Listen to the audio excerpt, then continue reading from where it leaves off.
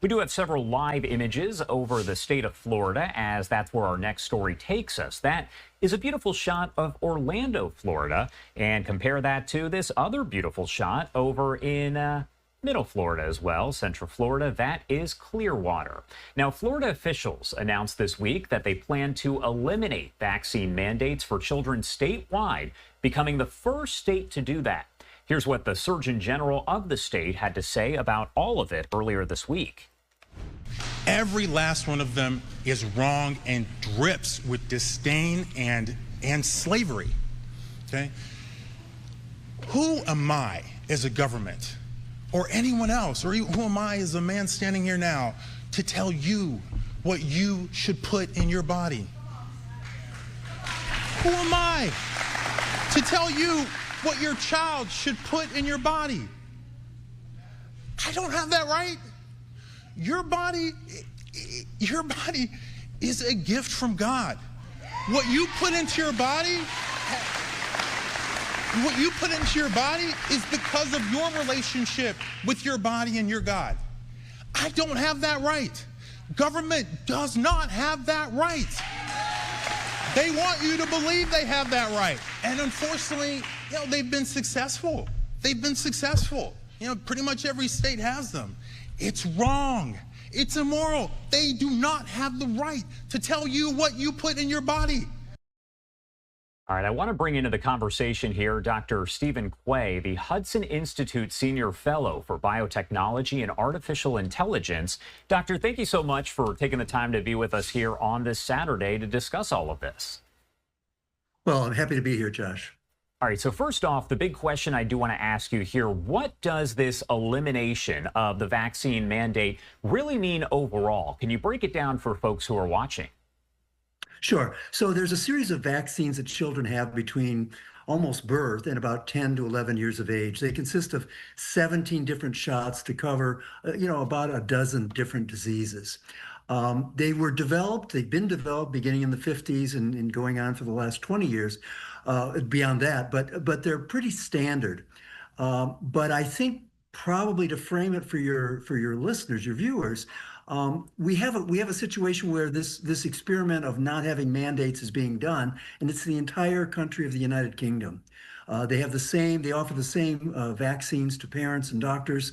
They have literally the same uptake rates, but they're not mandated. They're simply recommended. And parents and doctors, in the privacy of their office, should make those decisions, in my opinion. And of course, as we talk about the situation there in the UK, do we have any information overall about what we've seen there? Because as you mentioned, they don't have the mandate, they have the option to do it. Yeah. So let's talk about some numbers here. So in the U.S., the average uptake nationwide is about 93 to 95% for this group of vaccines. In the U.K., it's 91 to 93. So in terms of uptake, I think, there are exceptions. There are children who may have some very serious diseases where their immune system is compromised, or other kinds of very special situations where vaccines may not be necessary. Flip to the disease state. Both countries, U.S. and U.K., for example, had an outbreak of measles recently. But again, I want to go back to that beginning of the conversation, which was that the severity of all of these infectious diseases in terms of hospitalization and death has been reduced 90% before the first vaccine was ever introduced. So severity versus infection spreading are important distinctions in making a decision about getting vaccinated. How do vaccinations typically help to manage outbreaks, the spread of that infectious disease? Yeah, well, there's something called herd immunity, which is a concept where at a certain level, typically between 80 and 90%, depending on the infection, although some require much higher, there are not sufficiently unvaccinated people to support the spread of a disease. What you typically see when you hear about a pocket of a spread, it's a county, it's a group of people. Maybe they have commonality like Amish or something where there's a large community where the vaccination rates may be well below 50%. You'll see spread there, but once it hits a community with 80 to 90%, it's greatly reduced. And so that's the medical principle we're trying to generate, is this concept of herd immunity. When we talk about the medical professionals who are considering all of this here, when they're evaluating whether mandates are necessary or not, how do they even go about doing that? Do we know?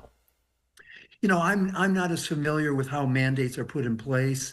I'm a very strong component of the physician-patient relationship as being a pretty sacred kind of relationship because you can make standards for entire states or nations, but when you have a patient in front of you and you're looking at their situation, the family members, maybe they have a family member who shouldn't be exposed to their childhood disease, you have to take all of that into consideration. So I really like the ability of educated people to do the right thing for their children in consultation with their healthcare provider. What should parents right now who are listening to this or hearing about it elsewhere, what advice do you want to give them? What do you want to make sure that they are aware of? Yeah. So these 17 shots that comprise of vaccinations against, about 12 diseases are highly effective in stopping both the spread of the disease, but also the severity if you get it. If you're, and so that's kind of the foundation. I mean, all of my children are vaccinated. I guess if that's a sign of what my opinions are.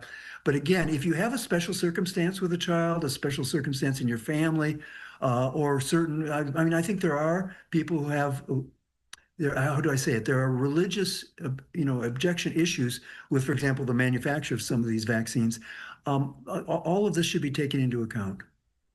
Do you think, just based on what we've seen here, that other states are going to follow suit? Florida would be the first state there to eliminate the vaccine mandate. Should we expect that other states might do the same? Well, I think, since COVID and the public health decisions that were made around it, in retrospect, we're seeing maybe a lot of mistakes that were made. I think in reestablishing trust, we should be involved with deep education to people so they can make their own decisions. But then we should remove, sort of government's heavy hand in this situation. Again, with the confidence that when it was done without mandates, you can go to school in the UK with any relationship to vaccines that you want.